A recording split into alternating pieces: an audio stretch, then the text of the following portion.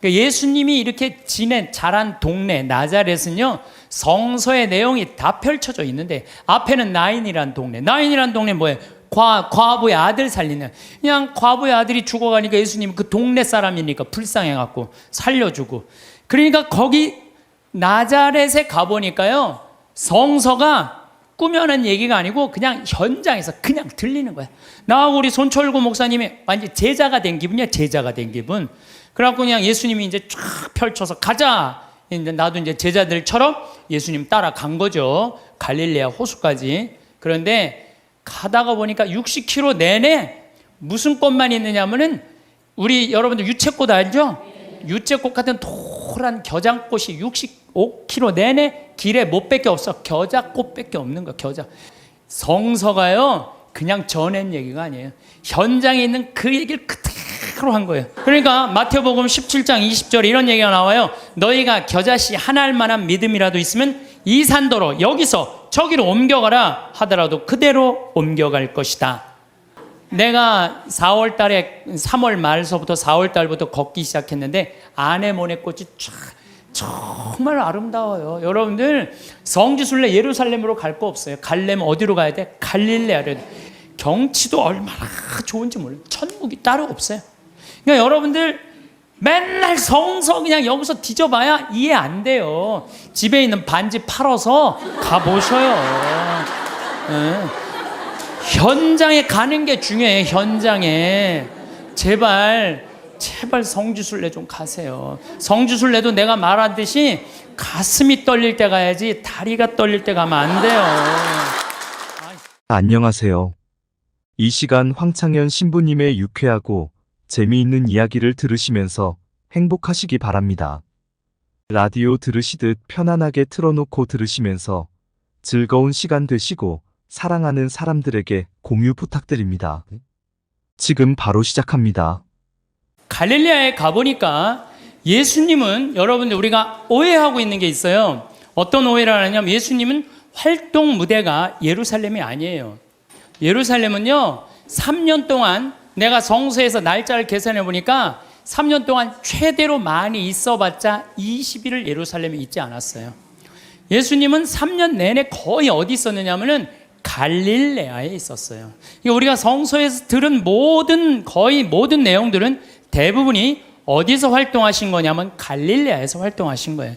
그래서 나자렛에서 이제 우리 손철구 목사님이라고 목사님 한 분하고 저하고 이스라엘 투어 미니스트리라고 관광청에서 초청을 한 거예요. 예수님이 가신 60km를 복원을 해놨으니 한번 걸어봐라. 이제 그리고 이제 평화방송하고 이 기독교 방송하고 저하고 우리 목사님하고 이제 갔죠.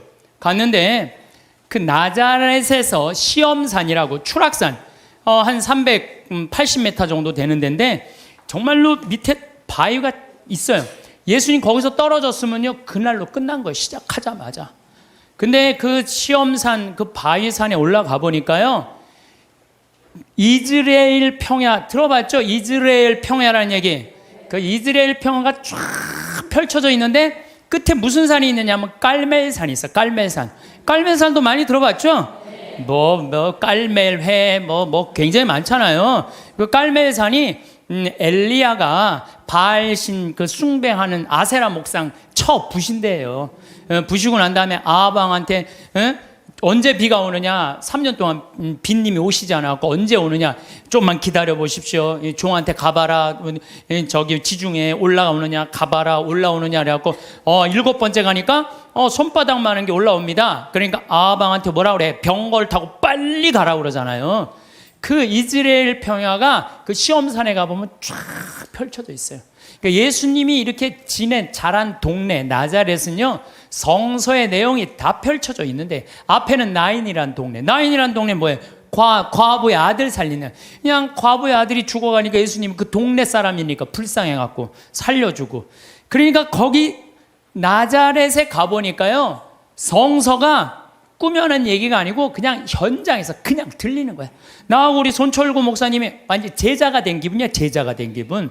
그래갖고 그냥 예수님이 이제 쫙 펼쳐서 가자. 이제 나도 이제 제자들처럼 예수님 따라간 거죠. 갈릴레아 호수까지. 그런데 가다가 보니까 60km 내내 무슨 꽃만 있느냐면은 우리 여러분들 유채꽃 알죠? 유채꽃 같은 노란 겨장꽃이 65km 내내 길에 못밖에 없어. 겨자꽃밖에 없는 거야. 겨자. 근데 예수님이 본 꽃이라고는 겨자꽃밖에 본 게 없어요. 그러니까 제자들한테 비유로 할 얘기는 못밖에 없어. 겨자 얘기밖에 할 게 없는 거야. 겨자. 그러니까 성서에 뭐라 그래? 겨자씨는 어떤 씨앗보다도 작지만 자라면 어떤 풀보다도 커져서 나무가 되고 하늘의 새들이 와서, 제가 재보니까 3m가 넘어요. 그 유채꽃 같은 게 쫙 새들이 그냥 나하고 목사님하고 들어가 봐갖고 정말로 뭔가 깃드냐 그랬더니 새들이 와갖고 하고요. 성서가요 그냥 전한 얘기가 아니에요. 현장에 있는 그 얘기를 그대로 한 거예요. 그리고 또 뭐라 그래요? 나는 내가 강의할 때 핸드폰으로도 한 번도 신경질을 부린 적이 없어 내가. 네. 한 번은 여기 내 앞에 강의를 들으러 오신 분이에요. 강의를 들으러 오신 분인데 핸드폰이 울리더라고요. 근데 내가 그날따라 그분이 마음이 딱 너무 예쁘게 생겨갖고, 나도 이쁜 여자한테 약해요. 할머니인데 너무 예쁘게 생겼어. 걱정하지 마시라고. 나도 어떨 때 강의하다 보면 내 바지에서 핸드폰이 울린다고. 걱정하지 마시라고. 근데 그분이 내 책 사인 받으러 사무실에 내려왔는데요. 그분이 내 강의를 듣고 개종을 한 거예요. 예비자 교리를 나가는 거예요. 근데 내가 그 자리에서 혼을 냈으면 대전에서부터 오셨다는데 얼마나 상처를 입었겠어요. 사람이요 말 한마디에요 사람을 살리기도 하고 죽이기도 하는 거예요. 근데 그날따라 왠지 위로를 하고 싶더라고. 걱정하지 말라고. 나는 내 강의 때 핸드폰을 한 번도 신경질 안 부려요. 까먹을 수도 있는 거지 뭐 그걸 갖고 신경질을 부려. 그러니까 마태복음 17장 20절에 이런 얘기가 나와요. 너희가 겨자씨 하나 할 만한 믿음이라도 있으면 이 산도로 여기서 저기로 옮겨가라 하더라도 그대로 옮겨갈 것이다. 그러니까 예수님이 그냥 본 거라고 못밖에 없어? 겨자꽃밖에 본 게 없냐. 그러니까 비유로 겨자꽃. 예수님이 겨자는 얘기를 괜히 한 게 아니구나. 그래갖고 우리가 또 꽃을 그 열매를 해보니까 씨가 우리 제일 조그만 뭐라 그래, 좁쌀보다도 훨씬, 깨보다도 훨씬 작아요. 근데 이게 자라갖고 3m. 그러니까 제자들이 이해가 돼요, 안 돼요? 이해가 되는 거예요. 2000년 지난 나도 이해가 되더라고요.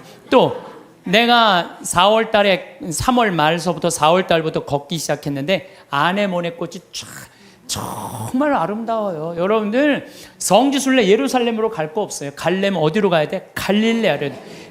갈릴레아는요 북쪽이에요. 북쪽. 남쪽. 예루살렘은 남쪽에 있고요. 이 갈릴레아는 여기 사해가 있고 그 위에 예루살렘이 있어요. 여긴 예수님 활동 지역은 갈릴레아예요. 갈릴레아는요 학자를 만들고 싶으면은 예루살렘으로 보내고 돈을 벌게 하고 싶으면 갈릴레아로 가요. 여기는 완전히 옥토예요. 옥토. 경치도 얼마나 좋은지 몰라요. 천국이 따로 없어요. 그러니까 여러분들 맨날 성서 그냥 여기서 뒤져봐야 이해 안 돼요. 집에 있는 반지 팔아서 가보셔요. 현장에 가는 게 중요해요. 현장에. 제발 성지순례 좀 가세요. 성지순례도 내가 말하듯이 가슴이 떨릴 때 가야지 다리가 떨릴 때 가면 안 돼요. 참 여러분들 우리가요 성서 예수님 하느님 나라는요 멀리 있는 게 아니야. 내 현장에 있어. 현장에. 근데 백날 돈 아까워서 거기 예루살렘 갈 거 없어. 갈릴레아만 가면 된다니까. 갈릴레아. 내가 내년 2월 달에 갈릴레아 또 가요. 은혜가 너무 많아요. 왜? 예수님의 그 말씀 밀 얘기도 마찬가지야. 루카복음 6장에 보면 제자들이 안식일에 밀 이삭을 뜯어 먹어야 돼. 손으로 이렇게 비벼 먹었다 그러잖아요. 그래서 나도 밀밭에 들어가고 비벼서 먹어봤어요. 정말로 싱그럽고 맛있더라고요. 그러니까 이래서 제자들이 밀 뜯어 먹다가 혼났구나 이 이방인들한테. 그 다음에 씨 뿌리는 사람 비유 루카복음 8장 11절 길밥, 돌밭, 가시덤불 가보니까 거기 화산 폭발지대가 있더라고요. 그러니까 거기에 보니까 화산 폭발이 있으니까 길밭도 있고 화산재들도 모아갖고 이렇게 길로 이렇게 해놓은 거 있잖아요. 우리 제주도에 가면 돌담길 그거 해놓은 똑같이 해놨어요. 돌담길. 그러니까 예수님이 이렇게 보다니까 이 밀도 길밭에 뿌려지는 거, 돌밭에 뿌려지는 거, 좋은 밭에 뿌려지는 거 그러니까 예수님이 이렇게 길을 가면서 그 자리에서 다 가르친 거예요. 그 있는 장소를 그대로 보고. 완전히 내가 제자들, 나는 주님과 나는 함께 걸어가며 지나간 이를 속삭입니다. 손을 맞잡고 친구들을 따라 친구가 되어 걸어갑니다. 손을 맞잡고 산과들을 따라 친구가 되어 걸어갑니다. 이게 아주 성서에 나오는 성가랑 그대로 주님 손을 맞잡고 산과들을 걸어가는 거야. 참 좋더라고요. 정말로. 그런데 더 기가 막힌 건 예수님은 넓은 길로 안 다니셨어요. 왜 넓은 길로 안 다니면 넓은 길은 로마 사람들이 깔아놓은 거야.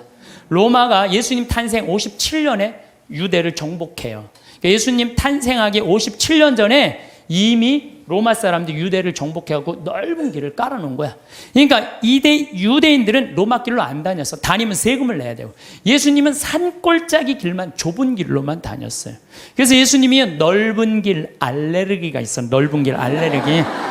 그래서 성서에 보면은요, 그런 얘기도 나와. 마태복음 7장 13절, 14절. 너희는 좁은 문으로 들어가라. 멸망으로 이끄는 문은 넓고 길도 널찍하여 그리로 들어가는 자들이 많다.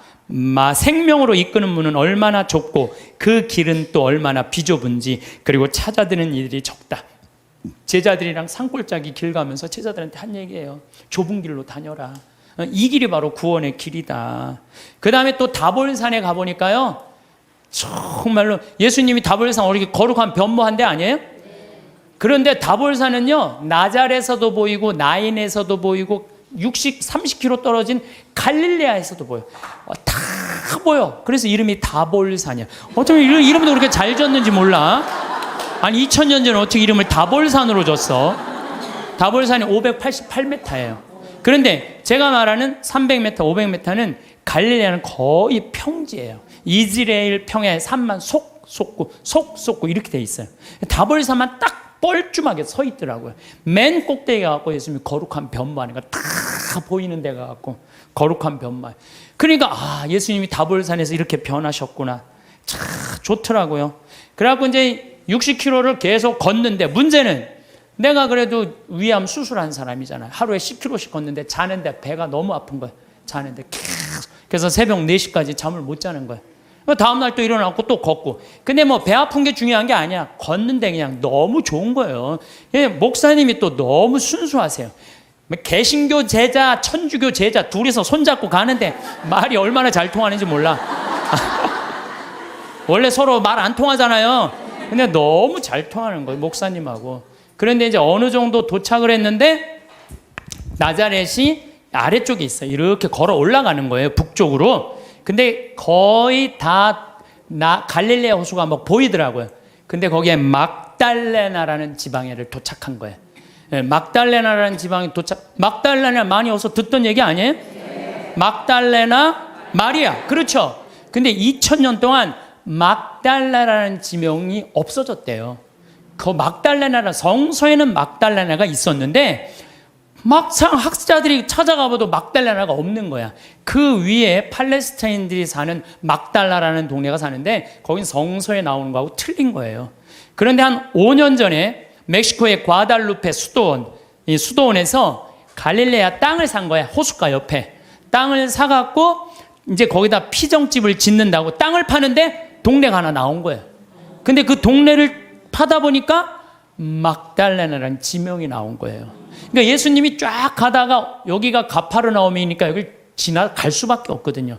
이 막달레나 가는데 막달레나의 마리아는요, 물론 성서에 막이 들린 여자 여러 가지 이 얘기가 많이 나오는데, 진짜로는 갈릴레아 호수에서 물고기를 잡으면 이 물고기를 잡아서 염장 소금에 절여갖고 수출하던 여자예요. 부자예요, 부자.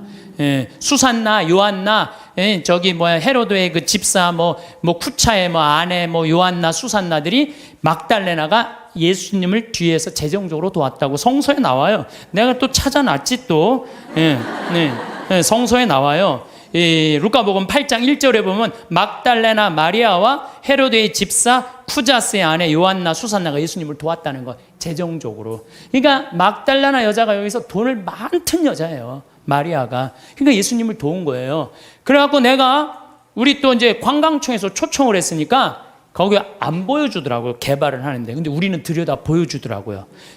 그 염장한 터 다 있는 거 그대로. 그러니까 막달레나 여자 마리아도 그냥 꾸며낸 여자가 아니에요. 끝까지 예수님을 도왔던 여자죠. 요한나 수산, 초대 성모 회원 3명, 초대 성모 회원 3명 딱 이 성서 보니까요, 너무 좋더라고요. 그래서 여러분들 현장에 가서 봐야 돼요.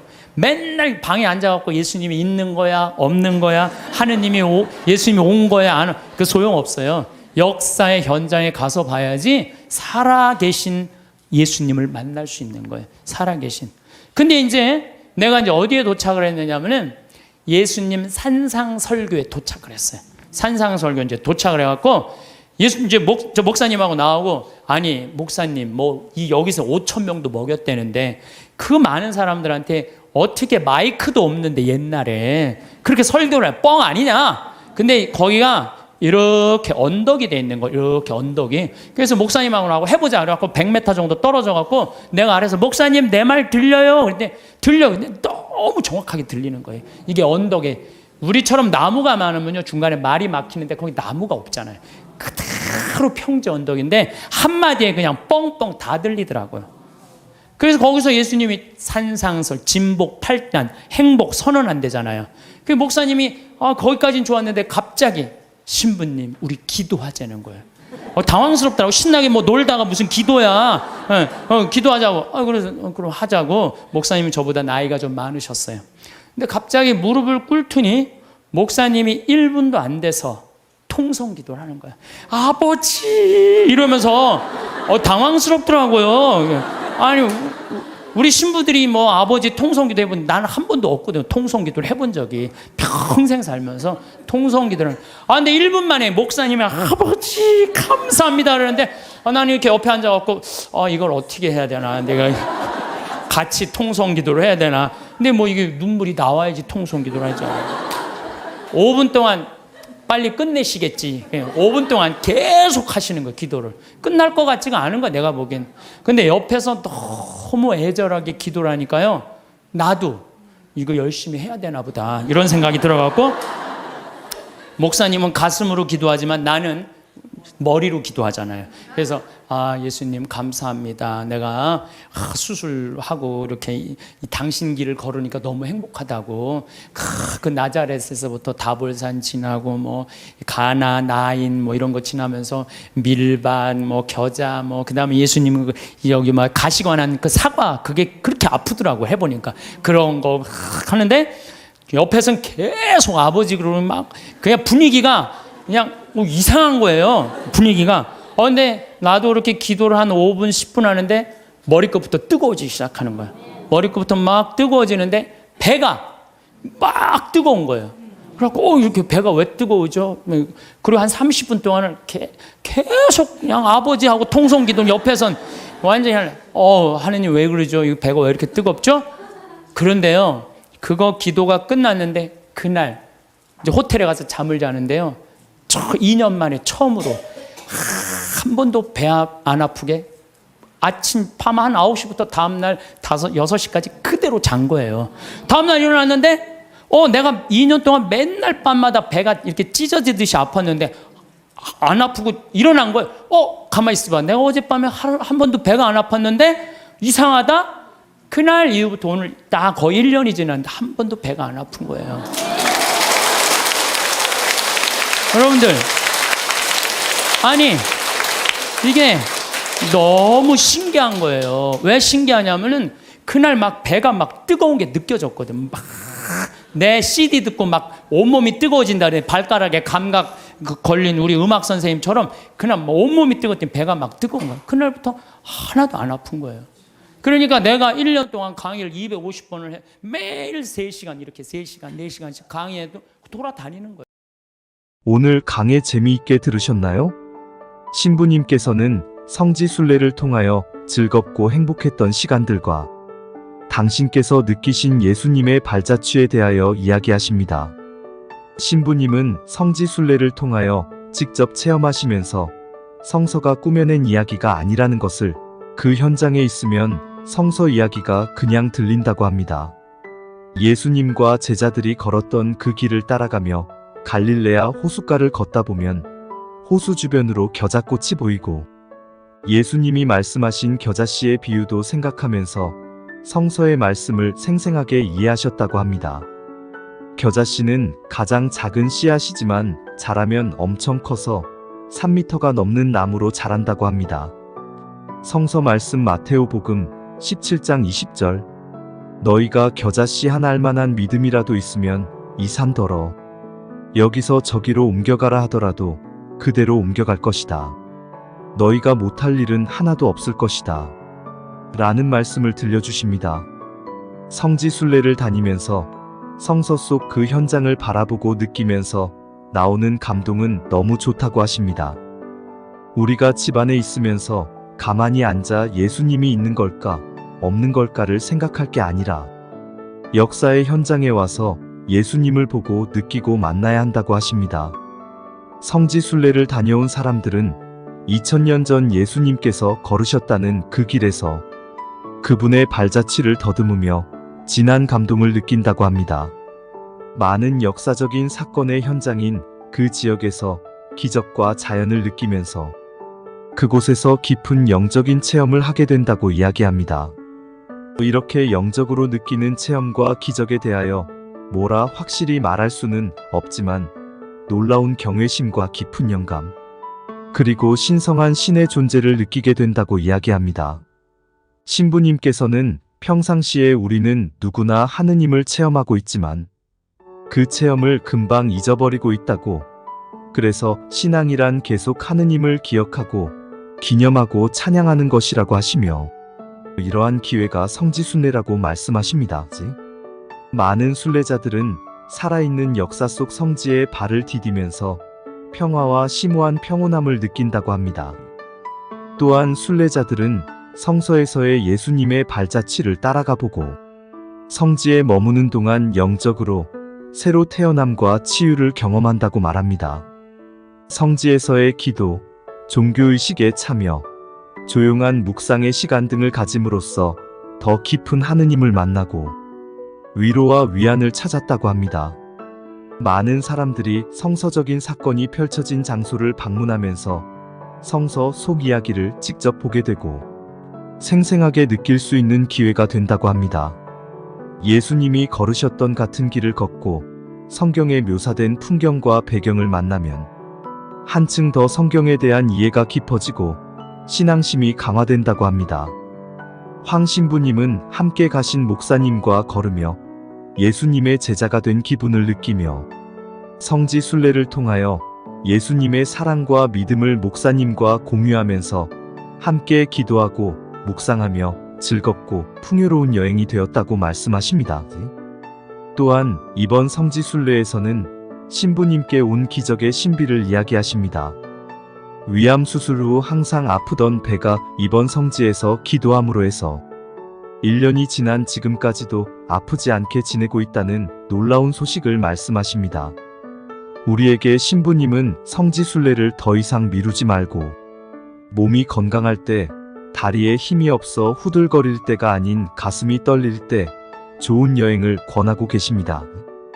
신부님께서는 성지에서 느낀 기적의 체험이 실제로 와서 경험해보면 너무나도 아름답고 즐겁고 행복하게 성서 속에 예수님을 만날 수 있는 기회임을 재미있게 말씀해 주십니다.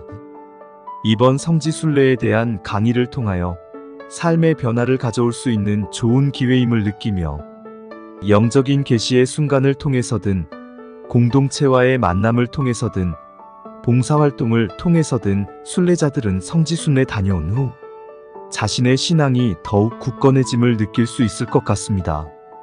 끝으로 성경 속 마르코복음 1장 16절에서 20절 말씀을 상상해보며 이 영상을 마치겠습니다. 감사합니다. 예수님께서 갈릴레아 호숫가를 지나가시다가 호수에 그물을 던지고 있는 시몬과 그의 동생 안드레아를 보셨다. 그들은 어부였다. 예수님께서 그들에게 이르셨다. 나를 따라오너라. 내가 너희를 사람 낚는 어부가 되게 하겠다. 그러자 그들은 곧바로 그물을 버리고 예수님을 따랐다. 예수님께서 조금 더 가시다가 배에서 그물을 손질하는 제베데오의 아들 야고보와 그의 동생 요한을 보시고 곧바로 그들을 부르셨다. 그러자 그들은 아버지 제베데오를 삭군과 함께 배에 버려두고 그분을 따라 나섰다.